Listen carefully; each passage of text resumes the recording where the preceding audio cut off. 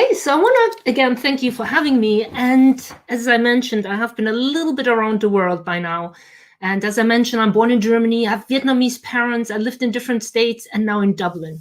But there was this moment in my life where I really had to start thinking about, hold on, technical issues. I really had to start thinking about, why do people think differently? You know, when you grow up, you have the world, you have a very small view on the world, living in a small town like me in Germany. And keep in mind, that was pre-internet. We had no internet, we had no cell phones, we had books, international magazines was very hard to come by. And my parents announced, we're moving now to the United States. And I was just like, I don't know anything about the United States. And my friend was there the year before. He told me about, you know, America is like that. You have big roads, big cars, big, huge fries and Cokes. And, you know, they use a lot of drugs and they have a lot of guns. So now I'm 16. I'm arriving in Arizona and we're going to the grocery store and we're driving past a Osco drugstore. And I was just like, oh, holy smokes. My friend is right. The Americans are all druggies. They even sell drugs in big, huge supermarket sizes. Well, certainly it took me a while to figure out that, no, the drugs in the States are medication, and I don't have to be scared that they're selling cocaine or heroin in the stores. But that was for the first time where I started to think about, whoa, what I learned drugs are, which I learned British English as drugs, is something else than what really happens colloquial, what happens on the street. And it made me start to think about, how do I see the world and how do other people see the world? And back then I didn't know about mind mapping, but by now I do certainly. And I mapped out for fun my own mind map when I was 16. So I think that is what happened, right? I thought about USA, then I associated USA with drugs, police violence, cactus. I'm in Arizona. I come from the Black Forest, driving. And then, so that's the first level associations I had. And then probably from drugs, I started to think about gangs, death, violence, addiction, heroin, and I hate needles. So it was just like, they have a lot of heroin. And then death, I probably thought, hey, I'm way too young for this. This is not happening. And overdose didn't seem to be a cool way to go either. So I think that is probably what happened in my 16-year-old brain. So for everyone who doesn't know what is mind mapping is really, you pick a topic, you create your first initial associations with it when you hear that concept, and then you dig deeper into it. So from the USA, it went to drugs. That would my first level association be. My second level would be gang stuff, violence, and then you have your tertiary. And honestly, you can go really deep into that. Will be taking a long time, but it's absolutely possible. So here's the other thing then. What happens was, in preparing for this talk and thinking about, how am I going to explain mind mapping and the differences of mind mapping? So, you know, my husband and me, bored out of our minds, lockdown, right? We can't do much. So I said, hey, honey, let's do entertainment tonight. Let's do together mind mapping. And he just like, And he agreed on making a mind mapping exercise with me. So in case you're looking for tonight's entertainment or tomorrow, feel free, do a mind mapping with your significant other or your friends, or maybe not your pets, but, you know, you could totally do that. And so what we find out is, and to set a bit more of the context, is think about, we would now creating the content for a company called Wine Aficionado in Ireland, or think about a government agency, and they're trying to get people to drink more wine, ideally young professionals. And how would they arrange the content to get young professionals involved in it? So what I would need to do is do the research to understand how those two people are thinking. So I'm going to assume Matt and me are right now the two young professionals. Ideally, I would like to get other people involved, but as we know, this is a bit challenging right now, so it's just us. So if you look at my mind map, about my experience background is, I worked as a waitress in my 20s. I worked in some fine dining establishment, so I had to learn some of the buzzwords. And then really most of my experience is just really enjoying wine. So my mind map for wine is, I'm thinking normally about Riesling. And during Riesling, I often think about spring, summer, and then I drank it often I like the Riesling from Hessen, and I like really dry ones. So that's my primary association. My second one is then, I also like drinking Malbec. And with Malbec, I always think about steak and Cab Franc. And I have two friends who love Malbec. So it's Jamie and Shauna, which, I mean, from a content strategy, you wouldn't bring up Jamie and Shauna, but it is something that is in my mind, right? And then certainly while I'm eating, that is probably also very interesting stuff. Now, as you can see, it's really high level. I probably don't think too much about wine. I probably just go to my cabinet, pick up my Riesling and my Malbec, and I'm done. My husband, on the other hand, he had the benefit of going to college where he got paid, well, where he had to pay to take courses. But when he said, hey, I have to pay already, why don't I learn how to drink and pay at the same time? Because otherwise I do it at the bars in the evening anyway. So he took actually a bunch of wine classes and got much more of an expertise knowledge than I did. So that's what's going on in his mind. So when he thinks about wine, he thinks about aged, new world, grape varietal, pairing, fortified, still, sparkling, color, tasting wheel, and so on. And then from there, he goes into 20,000 other things like grape varietal. I didn't even count how many associations he makes on a secondary level with that. I actually had to stop him. He wanted to go you see, by wine tasting wheel. Nathalie said no more because he actually wanted to go then into all the different spices and flavor profiles. And I just had to say, no, we have a short presentation. I can't cover this all. But you can see the complexity of it, of what he was thinking when he hears wine. So I wanted to map it out in a list format so it's much easier to see and to compare. So in my mind, very simplistic. In Matt's mind, it's very complicated, which then brings up a very good question. How do we actually communicate with each other? Right? There must be an assumption that because it's so different, we cannot talk to each other. And just to show you a little bit the overlap, these are really the topics we have an overlap in, which is Riesling, food pairing, grape varietal, tasting wheel, and old world.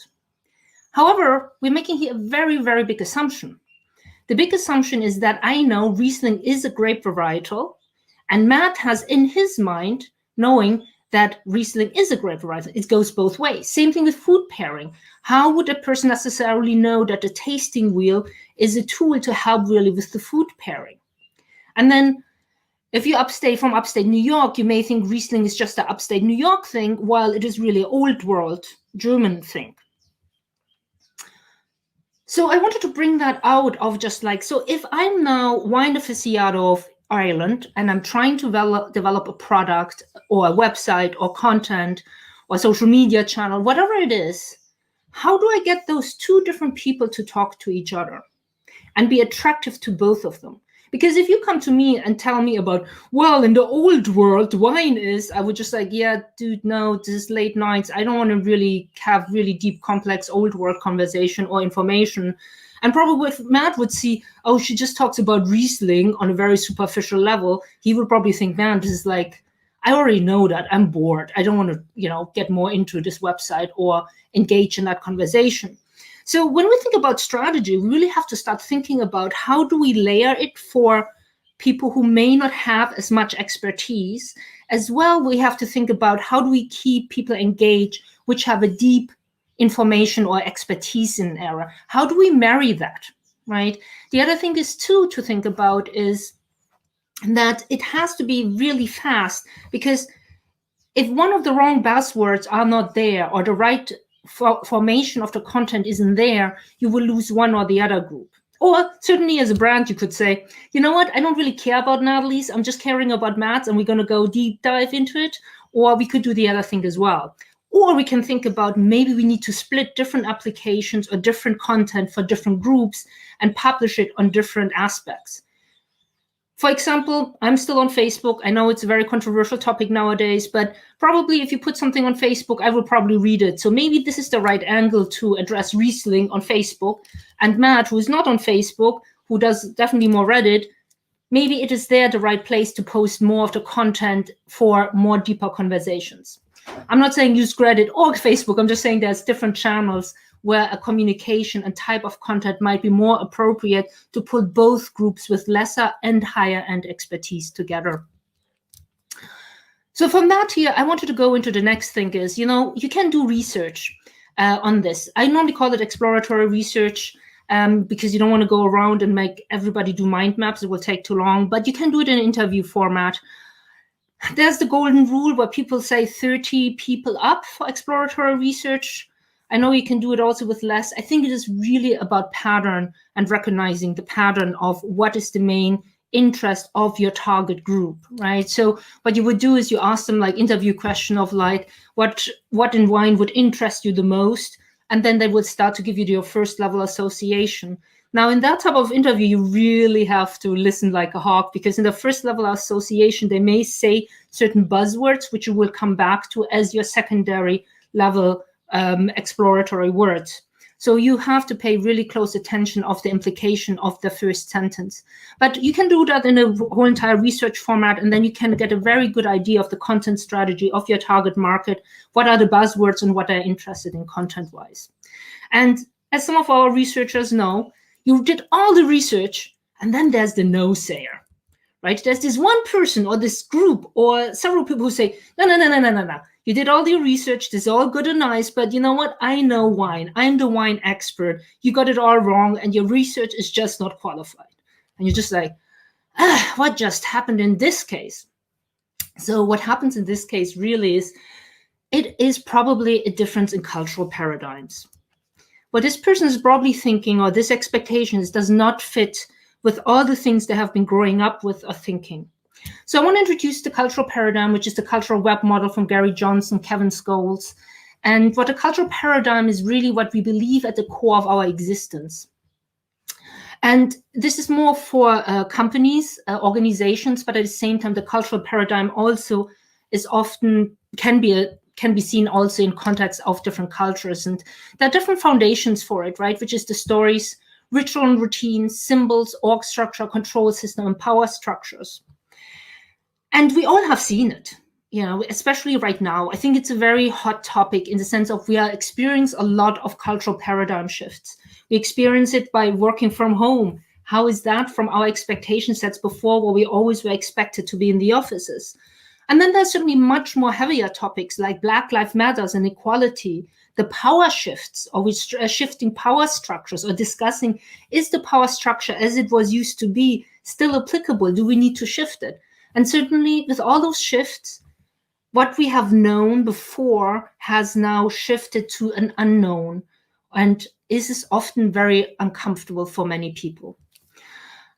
So I wanted to go deeper, though, more going back to how it all relates to content, because that's really what I want to talk about today. I think America is a very interesting place. Why? Because you have multiple cultures with multiple cultural paradigms living in one country, negotiating each day, each moment, their limits and boundaries, and how we find a compromise between all of this. So I want to make, again, a hypothetical situation, which is, let's say, educational company, government agency, anything education-based, and let's say they're targeting Hispanics right now, or looking at the Hispanics cultural paradigm. And something what is very important in Hispanic culture is the concept of familismo, which is pretty much saying that there are very strong family ties, which other cultures have as well. However, what it also means, they're helping and supporting them on the financial level. People would go, or children would go out and help their parents to make more money, or make enough money to support each other. The Pew Hispanic Center study, for example, found that 74% of the Hispanics were hindered in the need to work in order to provide economic support for their families. Now, I don't like the word hindered, because for the Hispanic, another thing is education is not just academics. It is also learning cultural values they have been carrying on. So it is a much more holistic view on education, and maybe academics is not the only way to learn it. So saying hindered, it's a little bit of a questionable word, but I wanted to point out that the academic and the family support is a little bit of a different dynamic in the Hispanic culture, which now we go to the other spectrum of the Asian Americans in education. And I picked on purpose Hispanic and Asian Americans because technically there are so many subcultures within both groups. And it's hard certainly to make such big generalizations, but if I use bigger groups, maybe that could work.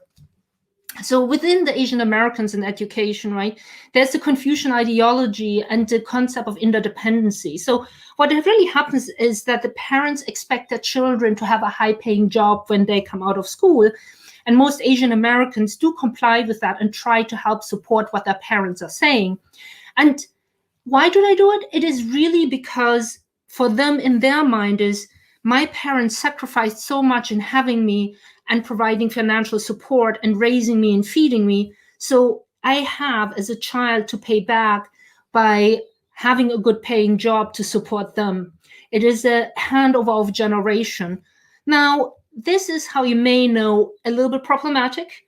Some of the Asian Americans have the highest suicide rates in college because they suddenly realize they don't want to be doctors or engineers. And that comes also now thinking about in a bigger topic of the content strategy. So going back to if I would be now a company focusing on education, trying to integrate Hispanic and Asian Americans and tailor the content and my programs to them, what would I, for example, have to think about because they have such a different cultural paradigm? What you may want to think about is breaking down the content into 15 to 20-minute chunks for the Hispanic students. You know that they might be traveling between work and school. They may between helping their parents preparing food or taking care of their siblings. And then maybe they just have 15, 20 minutes to teach or to learn. So if it's smaller chunks to digest much faster, that might be more helpful. It might also be more helpful to think about social activities around it. Does it have to be reading? Can it be a game? Can it be something to work with their siblings with because they're, again, strong family ties? Maybe we have to rethink how education would work with that. And then certainly we have to think about Hispanic family values and that it's also passing on those values part of education. So will that have to be included in the information or into the lectures or the classroom environment? Now, if we then look at the Asian Americans, that's certainly a little bit different. And what we probably would want to look for is a reward system or a stronger reward system, because for them, the pressure is high to go back to their parents and say, hey, I did something great. I'm on the right track. See, I'm paying back for all the things you're giving up for me. I'm doing well. So do we have to build in a stronger education reward system so the parents have more transparency to it? And then the other thing is, maybe we can help them also to understand more that there are other jobs besides being a physician or being an engineer which can make money. So they may not have to be forced to become physicians or, have more of a wider choices. And maybe we can reduce also the suicide rate. And sorry for being so grim, but it would be great of thinking about different ways of helping them to understand the bigger world. And now, having looked at cultural paradigms, having looked at mind mapping, I want to go into a different topic, which is, or the last topic, which is how language affects how we think. So we have our cultural values, which determine how we surround everything by. We have our expertise level. But how does language really affect us? And, I have created so many run-on sentences and forgot other things in English language in my writings. And I have always to check on it. And there is really something that we think differently in a different language.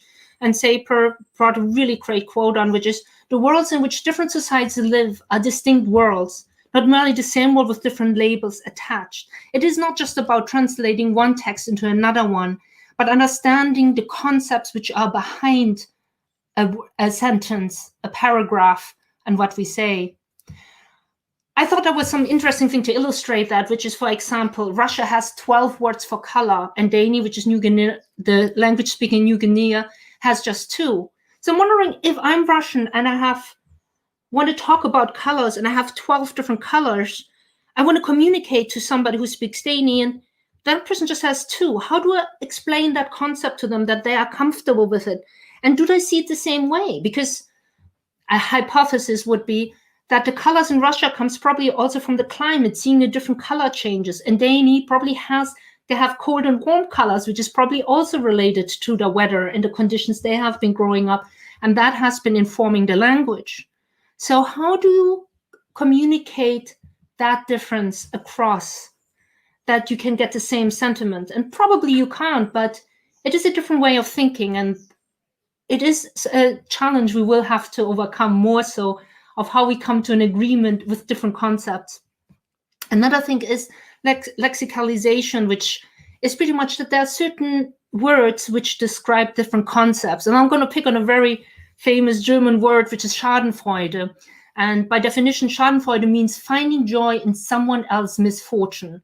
And therefore, and there's no word for it in English. Now, that sounds like, oh, the Germans are making fun of the people who have a misfortune. And maybe, English speakers don't have the same kind of feeling. However, there is a connotation to Schadenfreude. It's normally when somebody was very pompous and said, hey, yeah, I'm always so cool, I can accomplish all of that, and I'm better than you are, and then the person fails. So it's more of like, Schadenfreude is used in like, yeah, I told you so. It's more in that notion, but again, there's no word for it. So how do we explain that concept? And if you just saw me, how many words I needed to explain that one word in a different language, you're like, how do those different concepts vary? I did want to end on a smaller or simpler note, and I'm going to use the armadillo. It was kind of like, it made me think about this different descriptive natures of language. Armadillo in German is called Gürteltier, which really means animal with belts. And it kind of makes sense because it looks like it's an animal and it has this thing around it. It could be a belt. Maybe it has, fancy belt, could be. And in English, armadillo comes from the Spanish words, which mean little armored one. But if you step back and think about the connotation of that word, little, there is a relationship establishment that little must be smaller than me. Little, it's not called small either. It's called little, but this could be an English-Spanish translation, I think. Little has a little bit of a dismissiveness or not such a serious notion on it. So it's more like dismissive small. And then if you think about armored, that means if something is armored, there is a predator, there's a defense mechanism happening at the same time. So if you take those two words and that notion of that one animal, one culture sees it as an animal which has a weird thing around it with no notion if it's in danger or not in danger, aggressive or not aggressive. The other language chose a word which has a dismissive and a defense or aggression level associated with it because armored, what does that mean? So the concept of this animal or the perception of the animal in the two different cultures might be very different. And it might be also very subconscious because it's a linguistic thing, which is certainly the study of psycholinguistics, which is total fun when you get into that. So I want to do in closing, so wrap up what this talk was really about was, right? We know all that we think differently, but I think we have to go a bit deeper. We have to understand more about the cultural paradigms we encounter in our daily lives, working with a lot of different internationals, understand the sensitivities and the values they carry. And then certainly if we're thinking now on a work level and content strategy, we really have to think about the aspect of how do we make content relevant for different cultural paradigms, and expertise levels. And then localization has to be all of that. And last, certainly finding the right words for it and making sure it aligns with the message we want to communicate to the other cultures. So I think we are really in the infancy stages of thinking about localization, languages, communication across different cultures, but it's definitely a very rich topic. And I think that's it.